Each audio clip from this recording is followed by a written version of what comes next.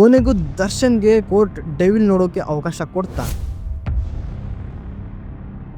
Court ವಿಚಾರಣೆ ವೇಳೆಗೆ ದರ್ಶನ್ ಕೋರ್ಟಲ್ಲಿ ಕೇಳಿದ್ದೇನು ಗೊತ್ತಾ? ಹಿಂದೊಮ್ಮೆ ಕೋರ್ಟಲ್ಲಿ ಹಾಸಿಗೆ ದಿಂಬುಗಾಗಿ ಬೇಡಿಕೆಯನ್ನ ಇಟ್ಟಿದ್ರು. ಈಗಿನ ಬೇಡಿಕೆ ನಿಮ್ಮನ್ನ ಒಂದು ಎಮೋಷನಲ್ ಆಗಿಸುತ್ತೆ.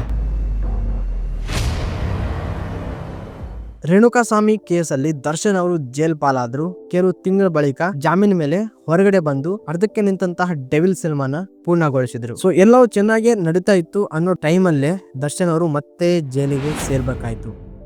ಬಟ್ ಈ ವೇಳೆಗೆ ಅಷ್ಟರಲ್ಲಿ ಅವರು ತಮ್ಮ ಮುಂದಿನ ಸಿನಿಮಾ ಡೆವಿಲ್ ಸಿನಿಮಾವನ್ನ ಶೂಟಿಂಗ್ ಕಂಪ್ಲೀಟ್ ಮಾಡಿದ್ರು. ಈ ಜೈಲಿನ ನರಕದಿಂದ ಪಾರಾಗ್ತಾರ, ಜೈಲಿಂದ ಹೊರಗೆ ಬರ್ತಾರ? ಈ ಪ್ರಶ್ನೆಗೆ ಮುಂದೆ ಬರುವಂತಹ ದಿನಗಳಲ್ಲಿ ನಮಗೆ ಉತ್ತರ ಸಿಗುತ್ತೆ. ತಮ್ಮ ಡೆವಿಲ್ ಸಿನಿಮಾ ರಿಲೀಸ್ ಆಗ್ತಿರೋ ಕಾರಣಕ್ಕೆ ಅಭಿಮಾನಿಗಳ ಸೆಲೆಬ್ರೇಷನ್ ಆಗ್ಲಿ, ಮೂವಿಯ ರೆಸ್ಪಾನ್ಸ್ ಆಗ್ಲಿ ನೋಡೋದಕ್ಕೆ ದರ್ಶನ್ ಅವರು ಹೊರಗೆ ಬರಕ್ಕೆ ಸಾಧ್ಯ ಅಂತೂ ಆಗಲ್ಲ. ಸೊ ಇದಕ್ಕೆ ಕೋರ್ಟ್ ಇಂದ ದರ್ಶನ್ ಅವರು ಒಂದು ಬೇಡಿಕೆಯನ್ನ ಇಟ್ರು. ಹೌದು, ಈ ಮಾತು ಸತ್ಯ.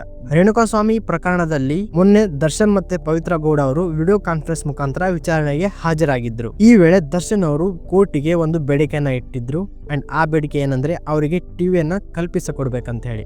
ಅವ್ರು ಹೊರಗೆ ಬಂದು ಡೆವಿಲ್ ಸಿನಿಮಾದ ಸಂಭ್ರಮಾಚರಣೆಯನ್ನು ನೋಡಕಂತೂ ಆಗಲ್ಲ. ಸೊ ಅದಕ್ಕೆ ಅವರು ಟಿವಿಯಲ್ಲಿ ಕುತ್ಕೊಂಡು ಅವರ ಅಭಿಮಾನಿಗಳ ಈ ಒಂದು ಸಂಭ್ರಮಾಚರಣೆಯನ್ನ ಕಣ್ತುಂಬಿಕೊಳ್ಬೇಕಂತ ಅವರ ಆಸೆಯನ್ನ ಇಟ್ರು. ಸೊ ಇದಕ್ಕೆ ಕೋರ್ಟು ಅಷ್ಟೊಂದಿದೆ. ಬಟ್ ಒಂದು ಕಂಡೀಷನ್ ಅಪ್ಲೈಡ್ ಆಗುತ್ತೆ. ಟಿವಿಯನ್ನ ಅಳವಡಿಸುವಾಗ ಜೊತೆಗೆ ಸಿಸಿ ಟಿವಿಯನ್ನು ಕೂಡ ಅಳವಡಿಸಬೇಕಂತ ಕೋರ್ಟು ಆದೇಶನ ನೀಡಿದೆ. ನಮಗೆಲ್ಲ ಗೊತ್ತಿರುವಂತೆ ಡಿಸೆಂಬರ್ 11ಕ್ಕೆ ದರ್ಶನ್ ಅವರ ಡೆವಿಲ್ ಸಿನಿಮಾ ಬಿಡುಗಡೆ ಆಗುತ್ತೆ. ಸಿನಿಮಾದ ಪ್ರಚಾರ ಆಗಲಿ, ಸಿನಿಮಾದ ಬಿಡುಗಡೆ ಆಗಲಿ, ಇದಕ್ಕೆ ಅಭಿಮಾನಿಗಳು ಬಹಳಷ್ಟು ಕಾತುರದಿಂದ ಕಾಯ್ತಾ ಇದ್ದಾರೆ. ಇದೇ ಕ್ಯೂರಿಯಾಸಿಟಿ ದರ್ಶನ್ ಅವರಿಗೆ ಇದೆ. ಅಂತೂ ಅಭಿಮಾನಿಗಳ ಸಂಭ್ರಮಾಚರಣೆಯನ್ನ ಅವರು ಜೈಲಲ್ಲಿ ಕುತ್ಕೊಂಡಾದ್ರೂ ನೋಡಬಹುದು. ಸೊ ಇವತ್ತು ಟ್ರೈಲರ್ ಬಿಡುಗಡೆ ಆಗುತ್ತೆ. ನೋಡೋಣ ಟ್ರೈಲರ್ ಯಾವ ರೀತಿ ಇರುತ್ತೆ ಅಂತ. ಅಂಡ್ ಆದಷ್ಟು ಬೇಗ ಟ್ರೈಲರ್ ಜೊತೆಗೆ ಮತ್ತೊಂದು ವಿಡಿಯೋದಲ್ಲಿ ಸಿಗ್ತೀನಿ. ವಿಡಿಯೋ ಇಷ್ಟ ಆಗಿದ್ರೆ ಚಾನೆಲ್ ಸಬ್ಸ್ಕ್ರೈಬ್ ಮಾಡ್ಕೊಳ್ಳಿ, ಕಮೆಂಟ್ ಮಾಡಿ, ಲೈಕ್ ಮಾಡಿ, ಶೇರ್ ಮಾಡಿ.